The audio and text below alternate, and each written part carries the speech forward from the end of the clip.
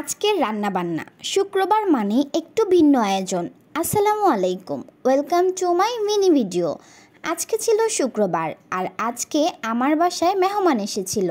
মেহমান হচ্ছে আল্লাহর দেয়া নেয়ামত।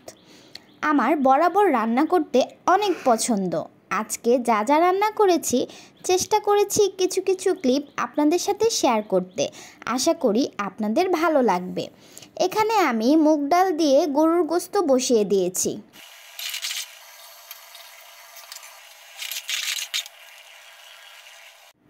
এরপর এখানে আমি রান্না করব গরুর গোশত। প্রথমে চুলাতে তেল গরম করে পেঁয়াজ দিয়ে ভেজে নিচ্ছি, তারপর দিয়ে দিলাম আদা রসুন বাটা, এরপর সামান্য ভেজে নেব, তারপর দিয়ে দিলাম বাদাম বাটা, এরপর কিছুক্ষণ নাড়াচাড়া দিয়ে সকল মশলা দিয়ে দিলাম, এরপর গরুর গোশত দিয়ে দিচ্ছি। রোস্টের জন্য এখানে মুরগিগুলো আমি ম্যারিনেট করে নিচ্ছি। ম্যারিনেট করে রাখা মুরগিগুলো এখন ভেজে নেব। তারপর কড়াইতে তেল গরম করে মশলা দিয়ে মুরগির রোস্টগুলো রান্না করব। আমার আম্মুর হাতের পোলাও অনেক ঝরঝরা হয়ে থাকে, তাই আমার আম্মু আজকে পোলাওটা রান্না করে দিচ্ছে। দেখেন কত সুন্দর ঝরঝরা হয়েছে পোলাওগুলো। এখানে আমি রুই মাছগুলো ভেজে নিচ্ছিলাম। এই তো খুব সুন্দর করে আমি মাছগুলো ভেজে নিলাম।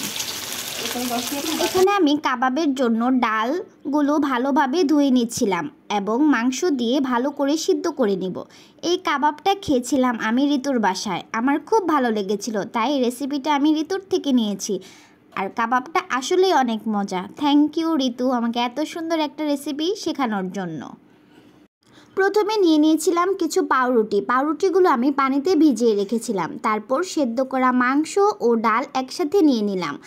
তারপর দিয়ে দিলাম ধনেপাতা, তারপর দিয়ে দিচ্ছি কিছু পেঁয়াজ কুচি, এরপর দিয়ে দেব মরিচ কুচি, একটু সামান্য মরিচের গুঁড়া, ধনিয়ার গুঁড়া, তারপর দিয়ে দিলাম লবণ, এখানে দিয়ে দিচ্ছি গোলমরিচের গুঁড়া, তারপর দিয়ে দিচ্ছি আমি কর্নফ্লাওয়ার দিতে দিতে আমার চামচটাই পড়ে গিয়েছিল।